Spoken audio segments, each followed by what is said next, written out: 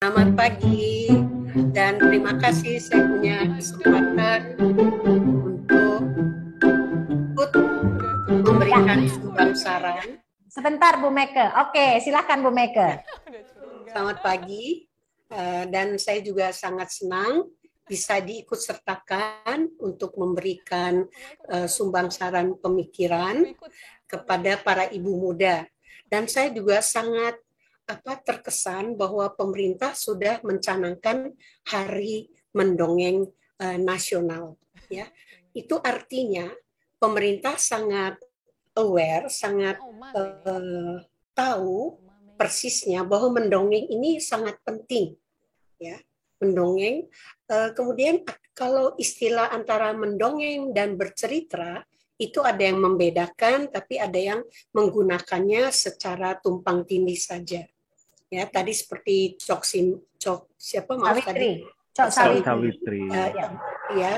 Dikatakan bahwa mendongeng itu bisa berisi pesan-pesan yang mendidik anak tanpa anak merasa dirinya harus mengikuti tanpa merasa anak ini digurui dinasihati gitu ya. Jadi itu menurut salah satu ahli dikatakan mendongeng. Sedangkan bercerita itu ruang lingkupnya jauh lebih luas, tapi sekali lagi mendongeng dan bercerita tidak ada masalah. Dua-duanya sama pentingnya. Lalu juga cara kita mendongeng, cara kita memasukkan nilai-nilai moral itu kepada anak juga perlu hati-hati. Ya, artinya kalau misalnya, nah kamu mesti kayak gitu ya, nah itu kan sudah seperti menekankan, tapi menekankan anak harus meniru. Tapi kalau kita mengatakan, nah ini keunggulan si Tono, dia itu kebaikan si Tono, dia ini tidak mudah marah ya. Kalau tidak mudah marah, kita lihat si Tini jadinya tidak juga terpancing untuk marah. Gitu. Jadi terselubung gitu ya.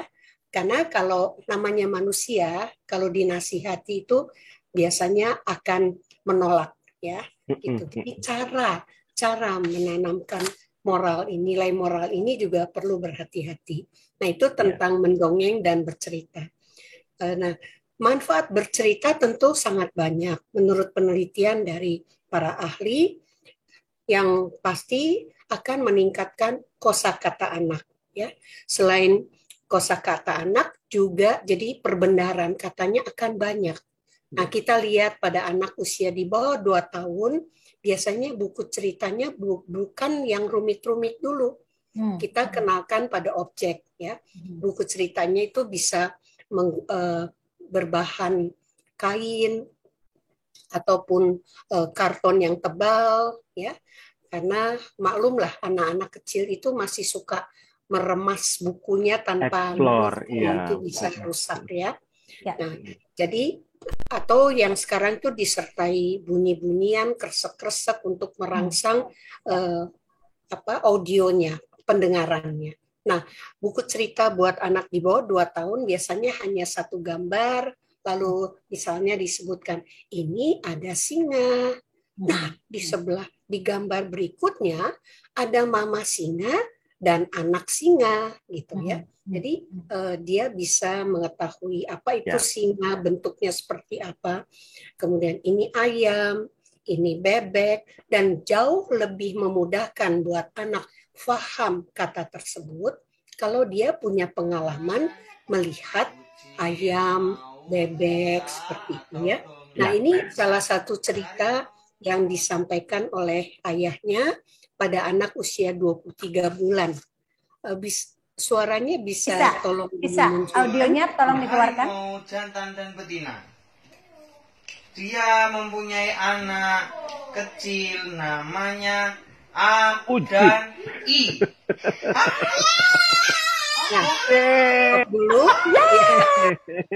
Jadi kalau kita amati, ayah ini bercerita, ayah dan anak dua-duanya itu orang yang sangat ekspresif.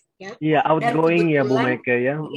Dan kebetulan ceritanya juga bisa mengundang si ayah dan anak untuk berespon secara lebih ekspresif. Ya, ini ada singa, ada ya gitu. Ya, jadi mereka orang yang sangat ekspresif, dan yang saya kagum pada anak ini ketika diceritakan menggunakan buku tanpa warna. Ya, tapi fokusnya itu bagus gitu. Karena Ya. biasanya anak-anak itu akan lebih tertarik pada gambar yang berwarna cerah. Ya, Tapi anak ini tanpa warna pun dia sangat suka gitu ya. Iya. Dan sangat sepertinya sangat senang sekali ya. Itu terlihat dari tubuhnya, yang gerakan tubuhnya, bahasa tubuhnya, dan kita lihat bahwa ayah anak ini terlihat dalam suatu interaksi yang timbal balik, engage, atau dalam istilah aslinya engagement ya. Ada interaksi timbal balik, dua-dua itu tertuju perhatiannya pada cerita yang sedang dibawakan. Lalu anak ini bisa membedakan mana harimau, mana singa, karena dua-duanya akan agak mirip ya. Kemudian mana gajah, kelinci, dan seterusnya. Ya, ini salah satu contoh.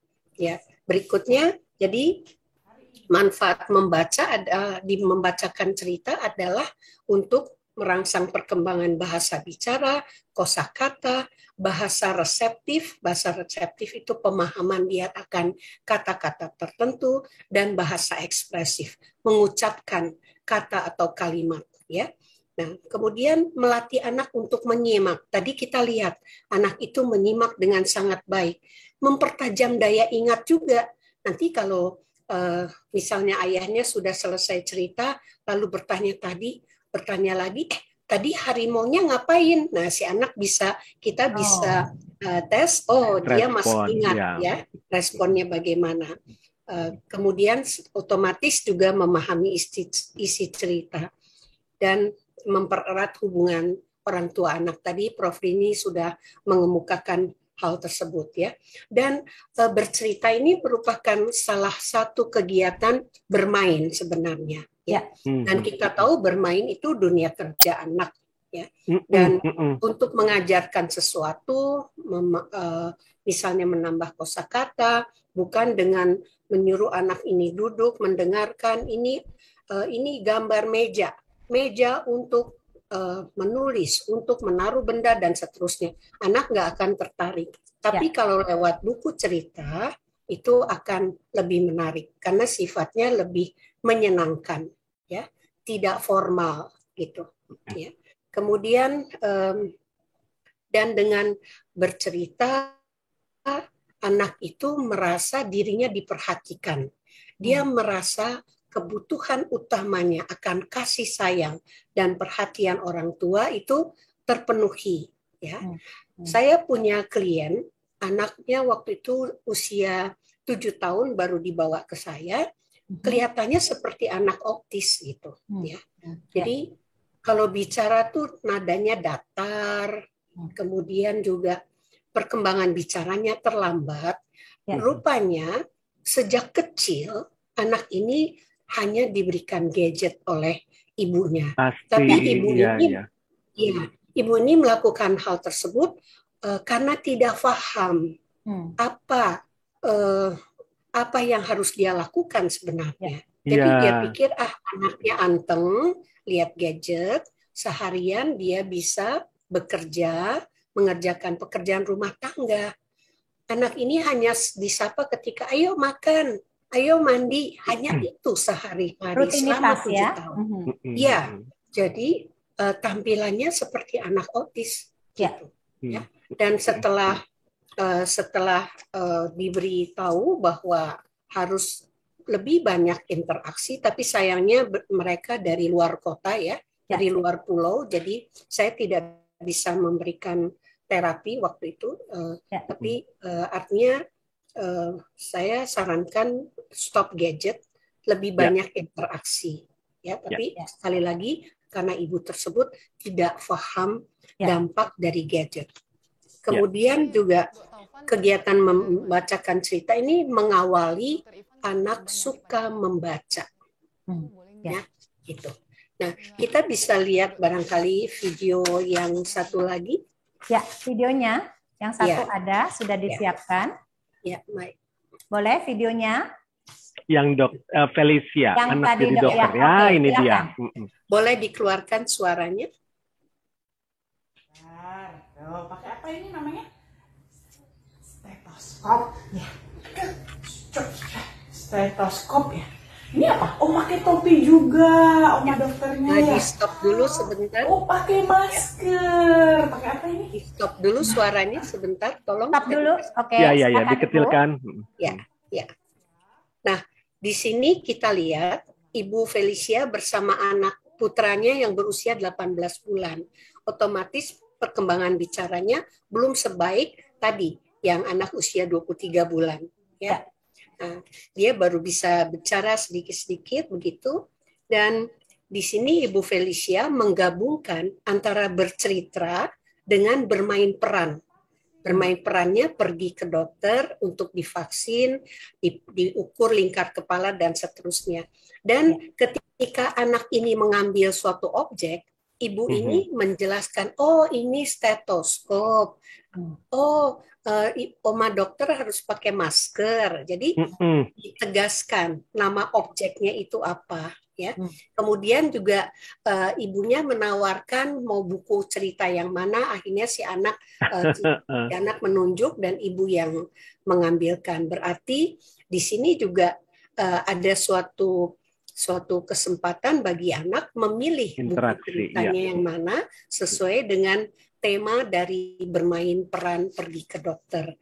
Seringkali juga tema bermain peran ke dokter ini digunakan untuk mengurangi kecemasan anak bertemu dengan dokter. Betul, Ya. betul. Jadi anak sudah disiapkan dulu secara mental. Betul. Dokter itu disuntik itu sakit sedikit, kita jangan bilang nggak sakit. Mau sakit kok, tapi sedikit sakitnya, seperti digigit semut ya. Nah, kemudian jadi kita lihat ibu mengikuti apa yang anak lakukan. Ya, anak ambil stetoskop, oh ini stetoskop, lalu dia pakai. Oh masker, oh mau dokter pakai masker, pakai topi dan seterusnya. Ya, itu akan membuat anak makin tertarik, makin intens, perhatiannya makin tertuju pada apa yang diucapkan. Dan kita lihat anak ini memperhatikan ibunya berbicara, mengucapkan kata-kata. Ya. Dan juga berarti anak ini walaupun belum banyak bicara, tapi dia sudah tahu urutan kisahnya itu seperti apa, ya.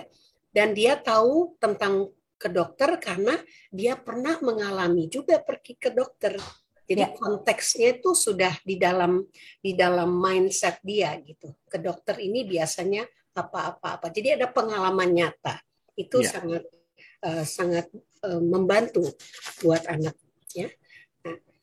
Lalu jadi manfaat bercerita tadi, kemudian ada suatu perdebatan. Para peneliti melakukan penelitian apakah e-book itu lebih baik dari printed book. Jadi buku cetak dengan buku elektronik gitu ya. Ini penelitiannya masih banyak silang pendapat, tapi kalau dari sudut kalau kita kaitkan dari sudut American Pediatric Association ya, ataupun dari American Psychological Association, maka lebih baik pada anak usia 1 sampai 8 tahun itu gunakan printed, buku cetak. Ya, bukan gadget, bukan e-book. Ya. Bukan e-book. Kenapa? Karena beberapa ahli khawatir ya bahwa gadget ini bisa membuat jarak antara anak dengan dunia nyata.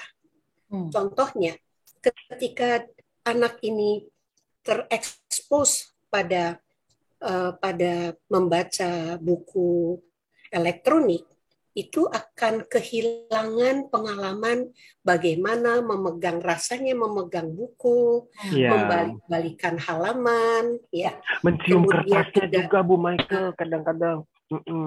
Kenapa? Mencium bau kertasnya itu Cium juga. bau kertas ya, ya, gitu. Lalu juga dia lebih bisa sharing dengan temannya. Ya, ini buku ini, dan dikhawatirkan kalau pakai e-book itu, apalagi yang ada suara-suara, ada ahli yang mengatakan nanti anak terpecah fokusnya mendengarkan suara-suara itu, tapi tidak ke kata-kata yang sedang diceritakan atau inti ceritanya itu seperti apa gitu. Nah, kemudian untuk jenis bukunya tentu perlu dibedakan antara usia 0-2 tahun, 2-5 tahun, 5-8 tahun. Itu makin besar usia anak, maka ceritanya bisa lebih kompleks, lebih majemuk, ya. Tapi tentu juga yang diperhatikan ketika orang tua bercerita, makin muda usia anak, pengucapan kata-kata itu dan kalimat harus jelas dan perlahan-lahan. Jadi artikulasinya jelas dan perlahan, tidak cepat-cepat itu, ya. Nah, itu demikian dari bagus banget Bu Meike, lengkap sekali ya Bu Meike, ini memang pakar bermain. Bu Meike, saya ingat Bu Meike membuat satu buku bermain untuk anak di bawah 1 tahun ya, 1 tahun yang sekarang masih di Gramedia dan udah masuk ke cetak ke-3 ya Bu Meike ya, apa udah ke-4?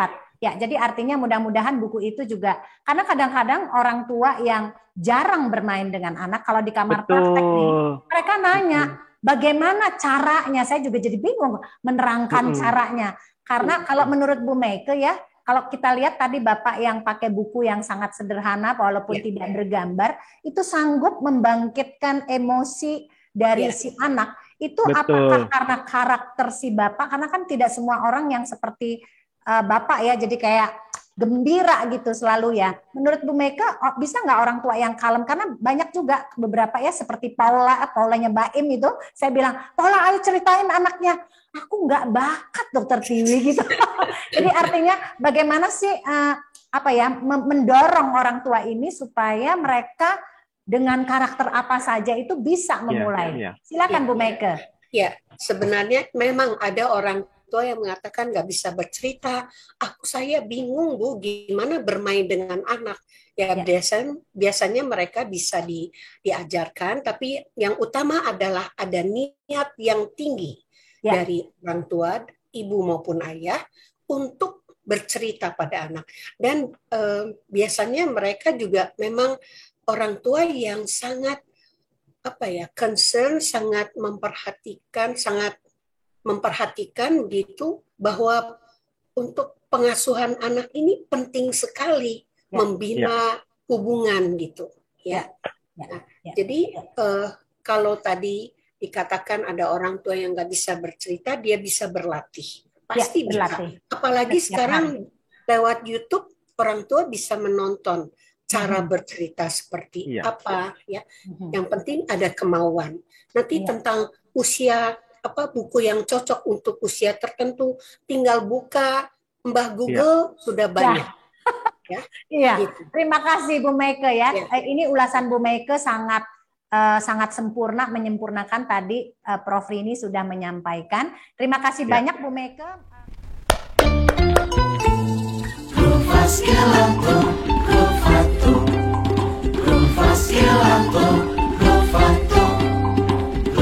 Gelato